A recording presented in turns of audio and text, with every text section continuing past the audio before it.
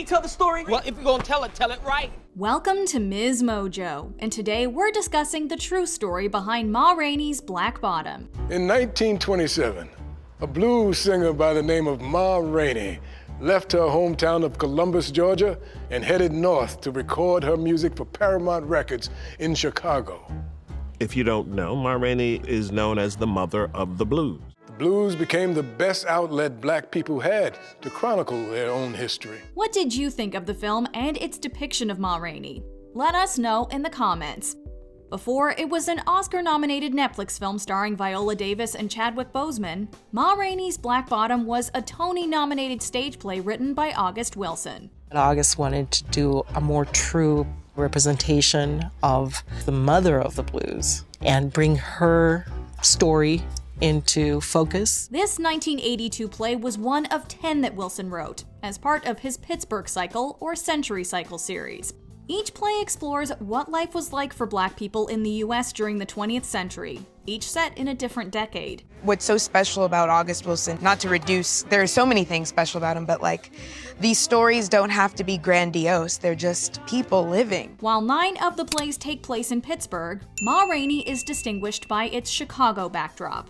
Both the play and film adaptation have received almost universal praise, but how much of the story is historically accurate? And I always say that sometimes the everyday life with Black people is the novel idea.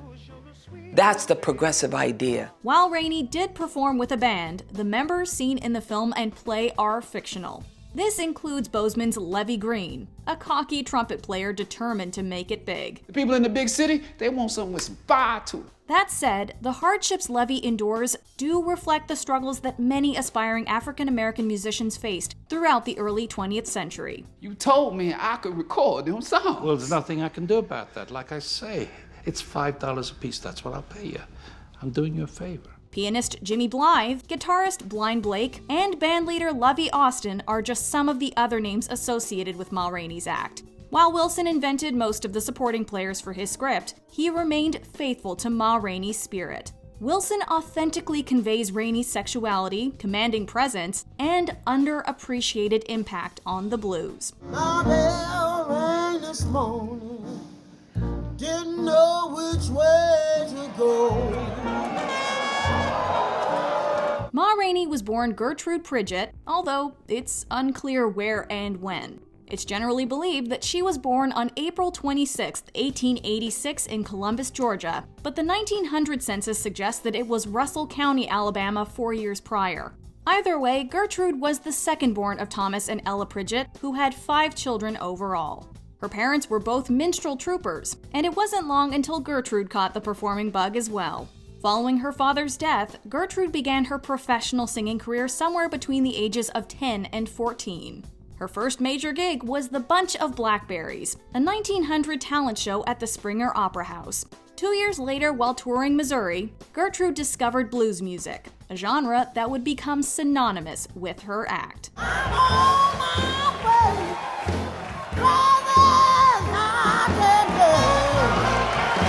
In 1904, Gertrude married traveling singer and comedian William Pa Rainey, thus adopting the stage name Ma Rainey.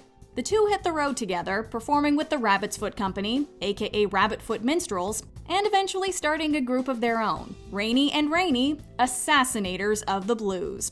During this time, Ma Rainey crossed paths with a fellow blues singer named Bessie Smith. Tears falling on the ground. It's believed by some that Rainey helped shape Smith's act, although their relationship wasn't strictly professional. I'm gonna take you tomorrow to get you some things before I take you down to Memphis. They got some clothes up here they ain't got in Memphis. As both were openly bisexual women, it's been rumored that the two were romantically involved. The character Dussie Mae is even loosely inspired by Smith. In any case, the two shared a close bond. In 1925, Rainey was reportedly arrested in Harlem for throwing a lesbian party, and Smith bailed her out the following day. About 9 years before that incident, Ma Rainey and Pa Rainey separated. Flying solo, she headlined Madame Gertrude Ma Rainey and her Georgia Smart Set, a tent show consisting of a male and female chorus line. Hey, Daddy! Please come home to me.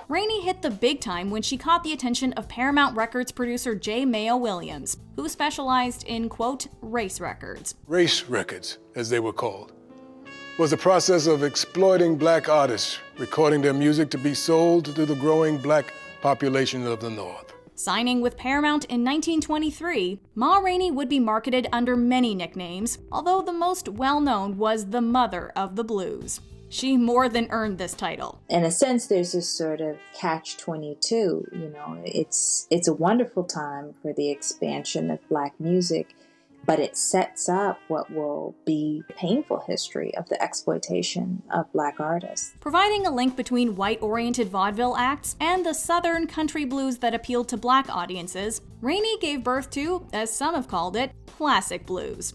During her time with Paramount, she recorded more than 100 songs, such as Boll Weevil Blues, Moonshine Blues, and, of course, Ma Rainey's Black Bottom. I wanna see that dance they call the Black Bottom. Rainey was heavily involved in the creative process, writing at least 1/3 of her songs. Ma, can we just do it without the... Take 6. Through her music, Rainey expressed what it was like to be black, female, and bisexual in 20th century America. Aside from her moaning singing style, Rainey stood out with a signature look composed of gold teeth, ostrich feathers, diamond tiaras, and other accessories. While Rainey was made for live performances, her showmanship and charisma would carry over to her recordings. I wanna learn that dance.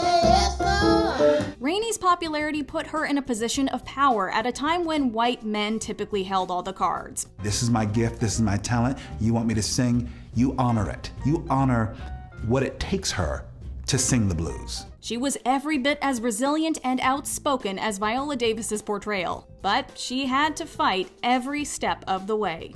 Her time in the spotlight wouldn't last long. After only 5 years, Paramount ended their contract with Rainey, believing that her brand of blues music was no longer, quote, fashionable.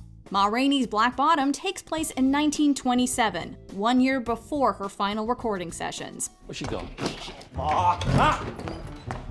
It was common during this period for black performers to sign away their ownership rights. The only mistake was when you found out I hadn't signed the release forms. That was a mistake.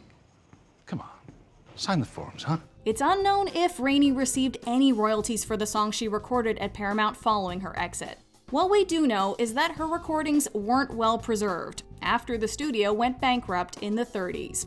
As her songs fell out of print, Ma Rainey's star began to fade. While she didn't walk away from vaudeville immediately, touring wasn't nearly as lucrative thanks to the Great Depression. And you tell Sturdivant, any more mistakes and I could make my record someplace else. Rainey ultimately returned to Georgia in 1935, where she settled down. Showing that she was just as much a businesswoman as she was a performer, Rainey became the owner of the Airdome, Liberty, and Lyric Theaters. In 1939, Rainey passed away from a heart attack at the relatively young age of 53. Over the next couple of decades, Rainey maintained her status as an unsung heroine of the blues. Rainey finally started to get the attention she deserved in the 1960s, when her songs were reissued. Before we continue, be sure to subscribe to our channel and ring the bell to get notified about our latest videos. You have the option to be notified for occasional videos or all of them. If you're on your phone, make sure you go into your settings and switch on notifications. Rainey influenced Thomas Dorsey, Pops Foster, and other musicians of her era. It's the heart of the blues, and she's right there dead center, but nobody knew her. And now the world will know her. Her impact even extended to performers who were born well after her death, such as Janis Joplin and Bonnie Raitt. Rainey's legacy wasn't limited to music either. While writing The Color Purple, author Alice Walker drew inspiration from Rainey while developing the character Shug Avery. Sister, you've been on my mind. Sterling Allen Brown dedicated a 1932 poem to Ma Rainey, and she also inspired a line from Langston Hughes' 1952 poem Shadow of the Blues. Quote, "To tell the truth, if I stop and listen, I can still hear her." Blues music belongs to the African American experience. It's ours as much as collard greens and hog maw and chitlins and all of that. More and more people have stopped and listened over the years. Ma Rainey's legacy has been immortalized in the Blues Foundation's Hall of Fame, the Rock and Roll Hall of Fame, and the Grammy Hall of Fame. The essence of the blues permeates American culture. Then there's Ma Rainey's Black Bottom, which has only exposed the mother of blues to a wider audience. I didn't personally know about her, but I'm glad August wrote about her. For all the creative liberties the play and film take, both get to the center of who Rainey was, how she forever changed music, and why she should be a household name. Music could do that, it fills things up. More music you have in the world, full it is. Do you agree with our picks? Check out this other recent clip from MsMojo. And be sure to subscribe and ring the bell to be notified about our latest videos.